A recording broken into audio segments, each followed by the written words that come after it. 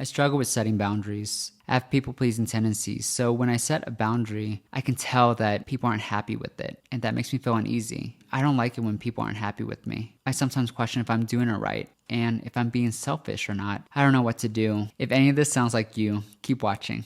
Hey everyone, my name is Nguyen, and I'm a certified life coach, and today we're going to talk about boundaries. Setting boundaries can be challenging if you're used to people-pleasing tendencies. Oftentimes, people-pleasers worry about the reactions from others, and so they don't hold proper boundaries. When you start setting boundaries, people might not like it, and they might say that you're being selfish or mean, but that's not true. Boundaries are there to protect us and help us feel safe. And while it doesn't feel good to have these consequences of others being unhappy with us, if we don't hold up to our boundaries, there are other consequences. When we worry about others' feelings too much, we take it out on ourselves. Oftentimes, the consequences of not setting and upholding our own boundaries is that we start to feel resentment or anger or frustration towards ourselves. And so setting and maintaining boundaries is an act of self-love. It doesn't mean that we're mean or selfish or self-absorbed. It means that we value our well-being. And if you're new to setting boundaries, here are 3 considerations.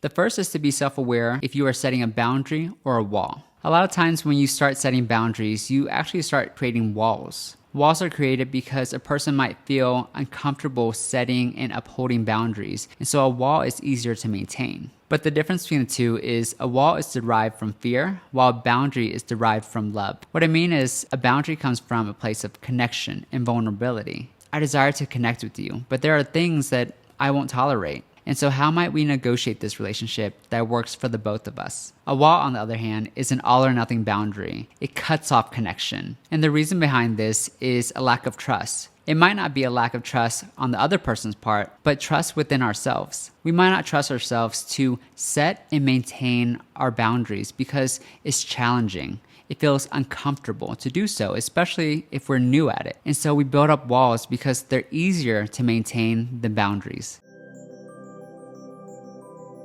Another thing to consider is that boundaries are for you, not the other person. Try not to focus too much on the result after you have set a boundary. It's not about what the other person does because you have no control over that. A boundary is for you to manage how you behave in a relationship. If someone crosses your boundary, what will you do? And the important part behind this is an element of control. Boundaries are meant to help us feel safe and empowered. If we put the ownership on someone else to change, then we relinquish our autonomy, our control over a situation.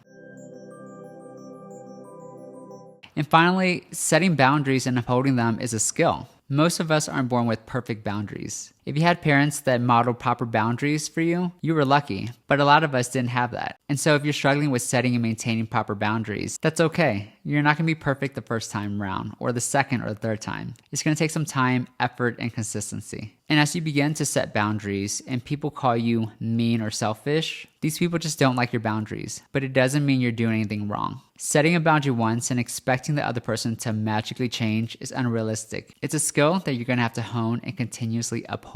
The greatest skill you can have is self-awareness. For me, when I feel like I have a tightness in my chest, or I'm starting to get defensive and not listen, this is when I recognize I need to set a boundary and or step away. Remember to be patient with yourself. If you need further guidance, you can reach out to a therapist or a certified coach like myself to help guide and strengthen your boundaries. So what was your biggest takeaway from today's video? Let me know if you have any other questions about boundaries. Please give this video a thumbs up and subscribe for more. Until next time, take care.